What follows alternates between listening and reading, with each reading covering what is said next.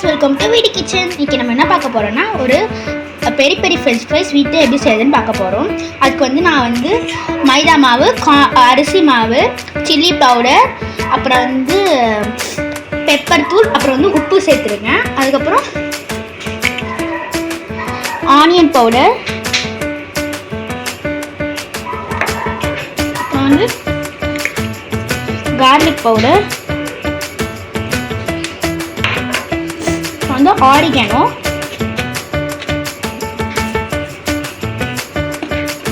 And chilli flakes இதெல்லாம் போட்டு நல்லா மிக்ஸ் பண்ணிக்கலாம்.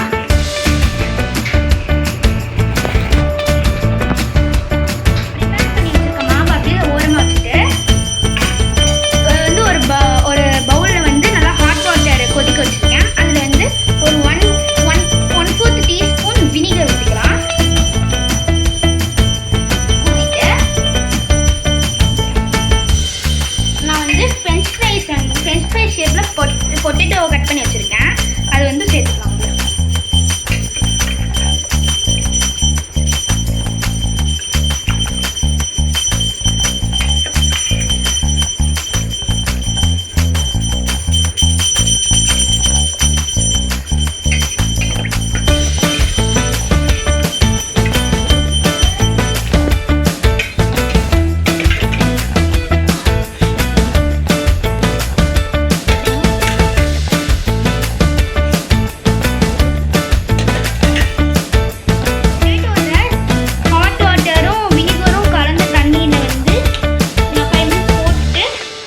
ஒரு டிஷ்யூ பேப்பர் போட்ட டவல் பிளேட்டில் வந்து இதை நான் வந்து மாற்றிக்கிறேன்.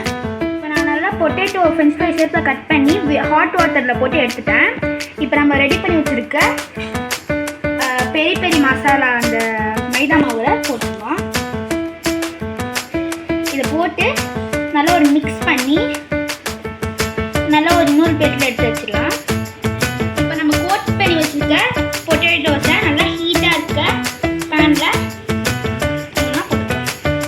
மாவு வந்து இன்னும் என்னதான் நம்ம டஸ்ட் பண்ணி வச்சாலும் மாவு இன்னும் இருக்கும். அதனால நீங்க பொறுமையா மாவெல்லாம் தட்டி விட்டு போடுங்க. நம்ம ஃப்ரெஞ்ச் ஃப்ரைஸ் நல்லா பொரிச்சு எடுத்தாச்சு. இப்போ வந்து இது வந்து நல்லா பெரிய பெரிய ஃப்ரெஞ்ச் ஃப்ரைஸ்னால கொஞ்சோண்டு ஒரு பவுலில் கொஞ்சோண்டு ஆனியன் பவுடர், அப்புறம் வந்து கார்லிக் பவுடர், அப்புறம் கொஞ்சோண்டு ஆரிகானோ அண்ட் சில்லி ஃப்ளேக்ஸ், அப்புறம் வந்து சால்ட் அண்ட் பெப்பர் கூட ஆட் பண்ணணும். வந்து பிஞ்ச் ஆஃப் சால்ட்